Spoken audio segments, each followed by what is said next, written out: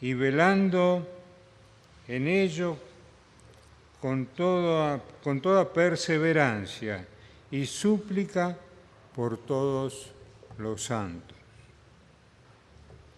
Este pasaje que muchas veces lo hemos estado meditando en esta noche, quisiera que fuéramos un poquito más detallados en lo que este pasaje dice, haciendo un análisis más profundo de lo que este pasaje de la palabra de Dios nos está entregando. Nos está hablando acerca de lo que Dios previó para que nosotros podamos vivir aquí en la tierra y en este tiempo. Nos está dando toda la información de que Dios ha preparado para nosotros una armadura y que esa armadura que Dios ha preparado es suficientemente poderosa como para defendernos de los tiempos malos que nos pueden llegar a suceder. El apóstol Pablo, escribiendo esto y guiado por el Espíritu de Dios, probablemente, dicen los escritores, tenía en cuenta a los soldados romanos. Los soldados romanos tenían toda esa armadura para ir a la batalla. Y sin esa armadura no iban a la batalla. Esa armadura les garantizaba una seguridad muy grande para el momento en que el momento era malo, el momento en el cual se enfrentaban los ejércitos. En esa época eran hombre contra hombre. Y ahí cada uno se encontraba con un poder del otro lado que no necesariamente podía vencer. Pero bien, Dios nos está mostrando aquí que los poderes que nosotros nos enfrentamos no son con sangre y con carne.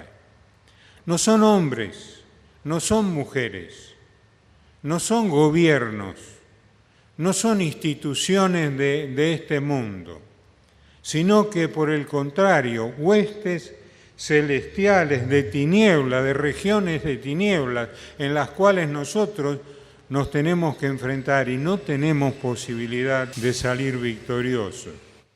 Si nosotros fuésemos a la batalla sin una armadura, lo más probable es que caeríamos derrotados o heridos o lastimados. Pero si nosotros tenemos en cuenta que necesitamos ir a esa lucha con una armadura que nos permita garantizar de que vamos a salir victoriosos, tenemos que leer este pasaje y meditarlo profundamente. Porque este pasaje nos habla de la armadura que tenemos que poner todos los días de nuestra vida hasta que el Señor, el buen Señor, nos venga a buscar o nos lleve.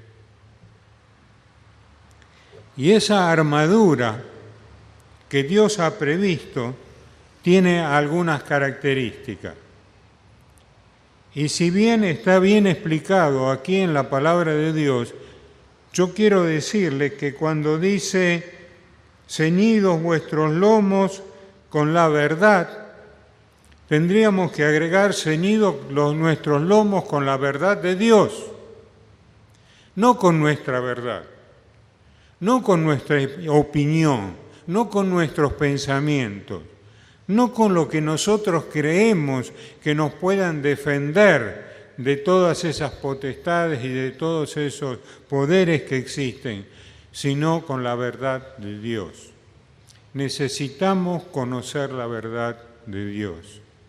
Y la verdad de Dios es la persona del Señor Jesucristo.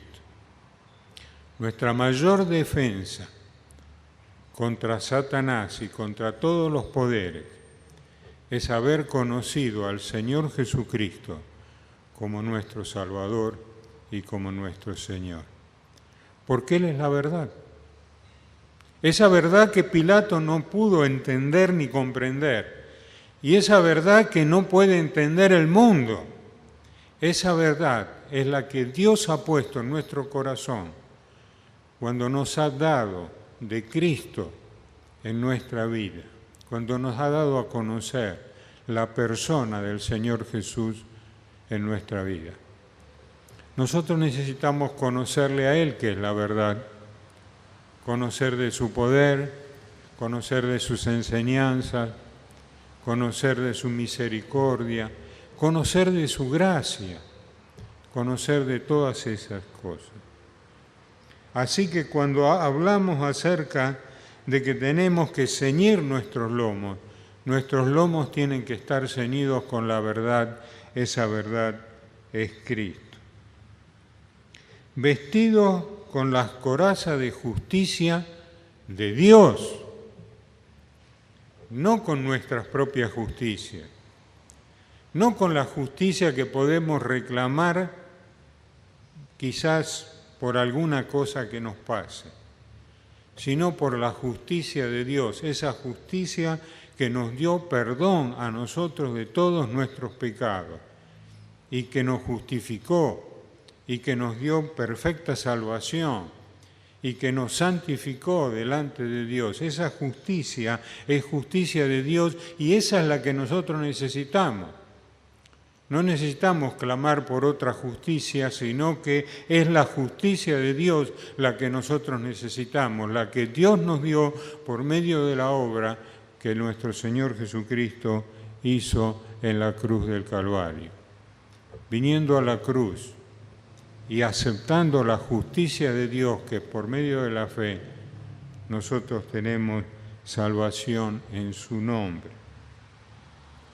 Dice también, cuando habla acerca de esta armadura, calzado los pies con el apresto del Evangelio de paz, que es realmente como tenemos que caminar en este mundo.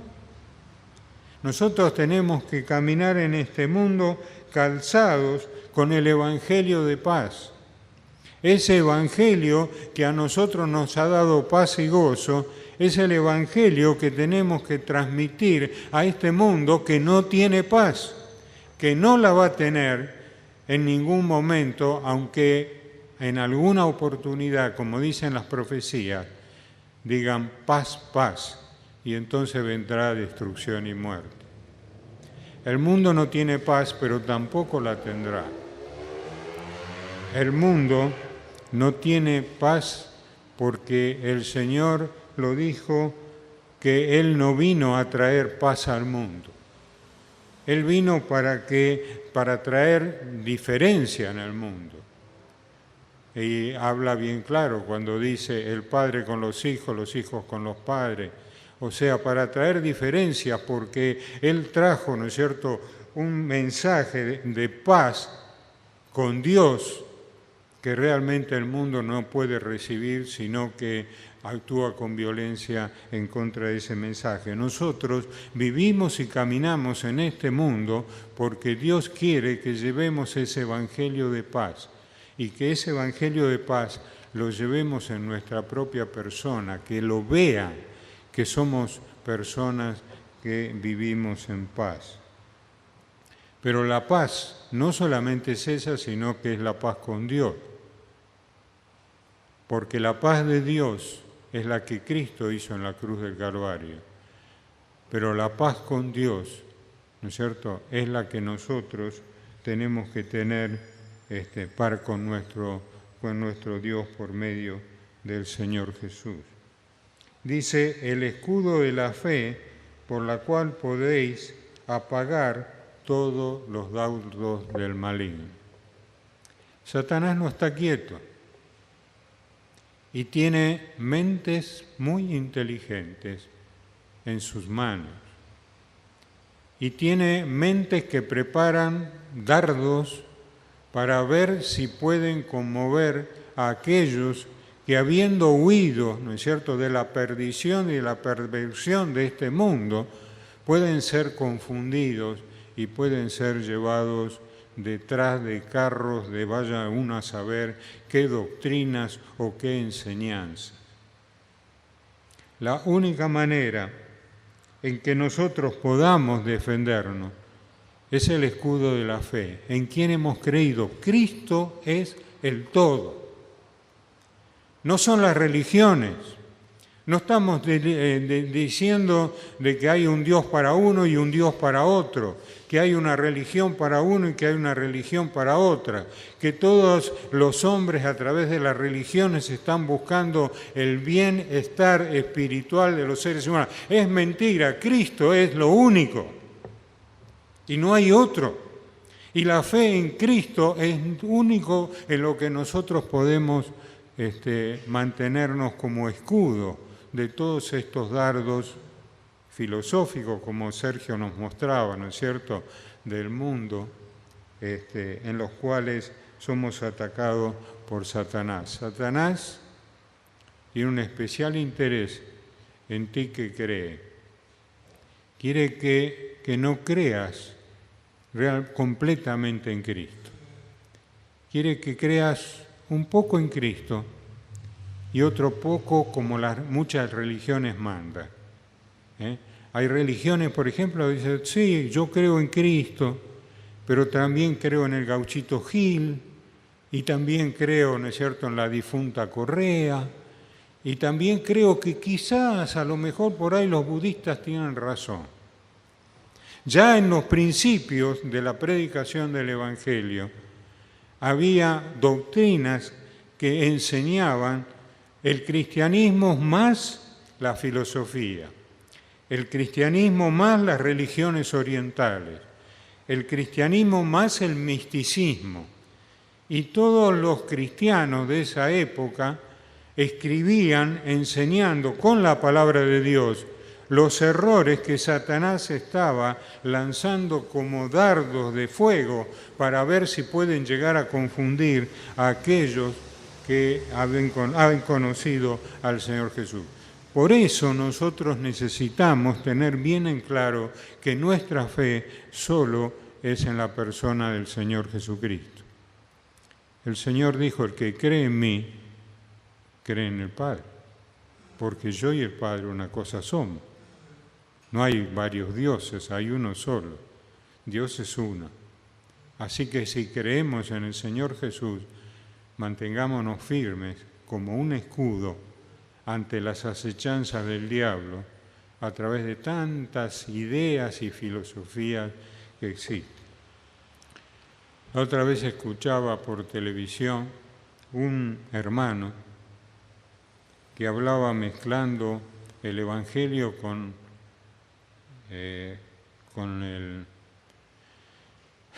las doctrinas psicológicas, con todo lo que el mundo a través del psicoanálisis y de todas sus experimentaciones han elaborado una serie de doctrinas psicológicas.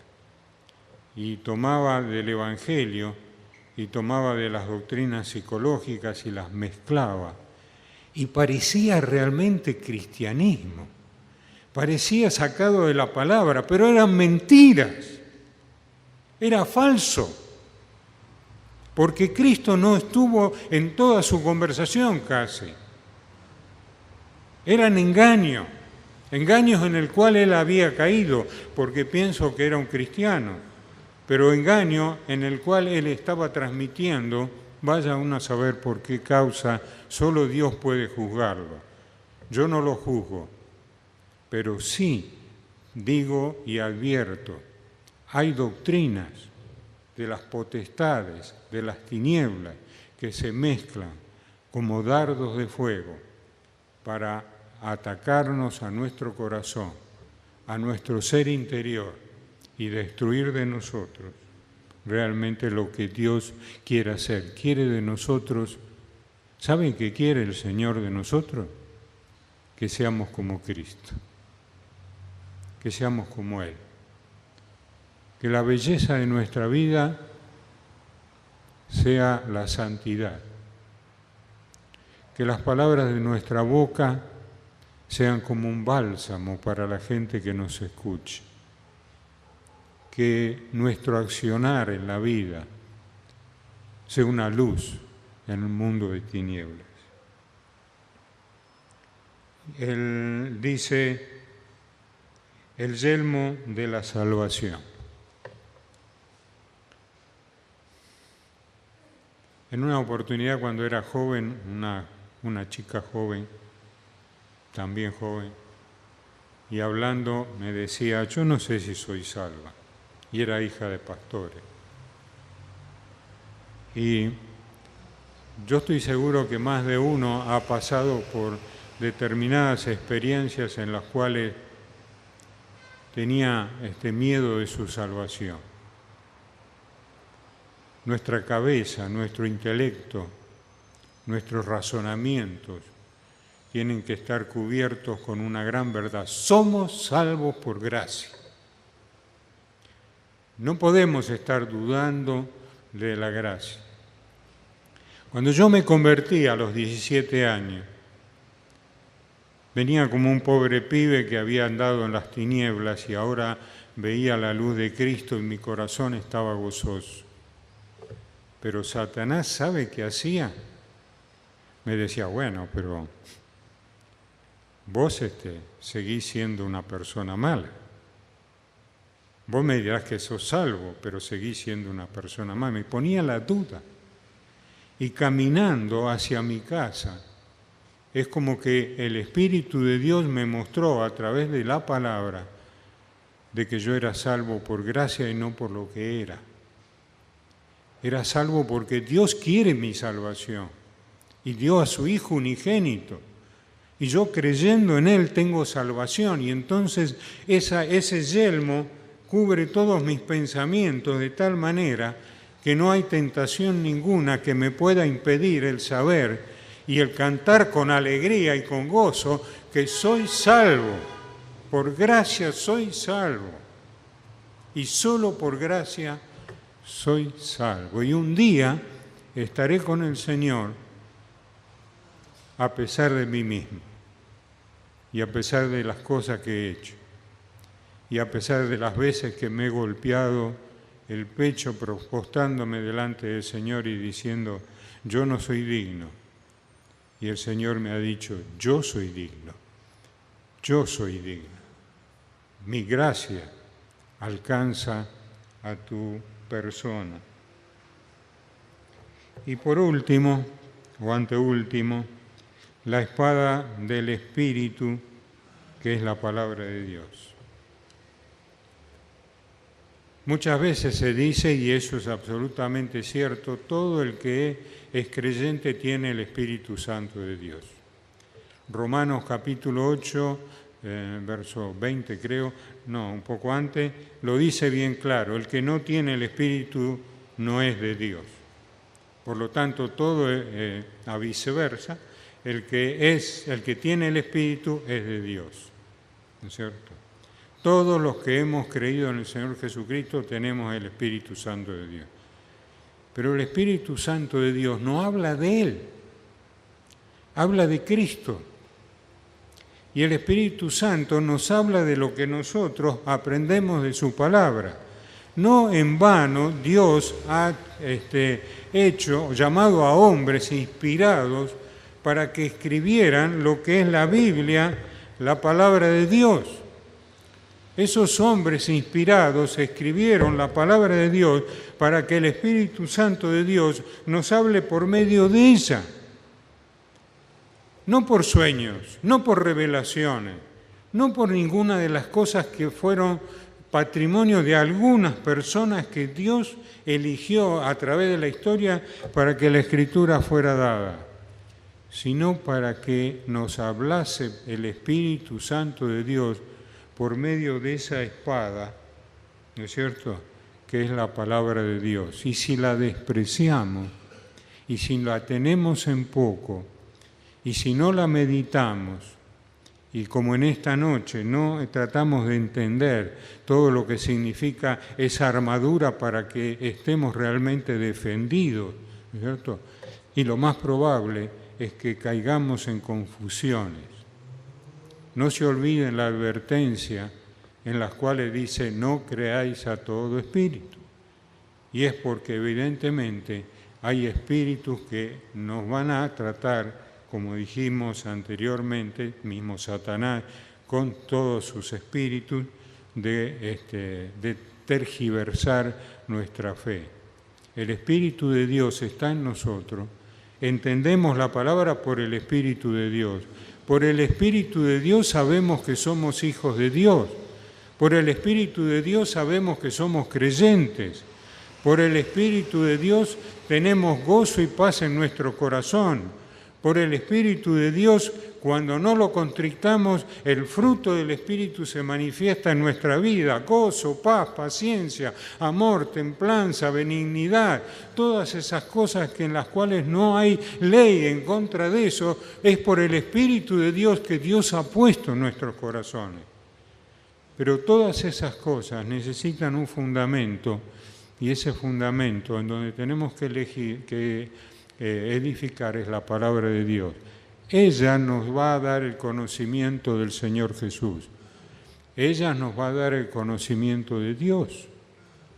Ella nos va a dar el conocimiento de la obra, nos va a indicar qué cosas quiere Dios que nosotros hagamos en este tiempo hasta el día en que estemos con el Señor. Porque hay obras que Dios ha preparado en nosotros para que las realicemos. Y sería bueno que las realicemos. Ahora bien, nosotros ¿cómo la vamos a conocer si no conocemos su palabra? Si no tomamos el tiempo necesario para que en sumisión delante del Señor seamos capaces de leer la palabra de Dios y escuchar el Espíritu de Dios que nos muestra más allá de las letras lo que ella está diciendo. Y hablaba de sumisión, y quiero contarles algo. El otro día meditaba acerca de lo que es sumisión, y me di cuenta lo que era mi perro Buddy. En determinado momento él está siempre con las orejas paradas, pero cuando yo lo llamo, él agacha las orejas como si fuera sumisión y avanza despacito hasta donde yo estoy, en una absoluta sumisión y reconocimiento que yo soy el dueño, que yo soy el Señor. Eso es lo que necesitamos. Tenemos que agachar las orejas de nuestra alma, acercarnos a Dios, leer su palabra. Y el Espíritu de Dios, que es la espada, la palabra de Dios, que es la espada del Espíritu de Dios, nos revelará cosas maravillosas. Me he gozado tantas veces en oración y leyendo la palabra, porque el Señor me hablaba por medio de la palabra cosas que nunca había ni siquiera imaginado. Amados hermanos, yo quiero eso de ustedes. Quiero eso, pero necesitan agachar las orejas de sumisión de sus almas.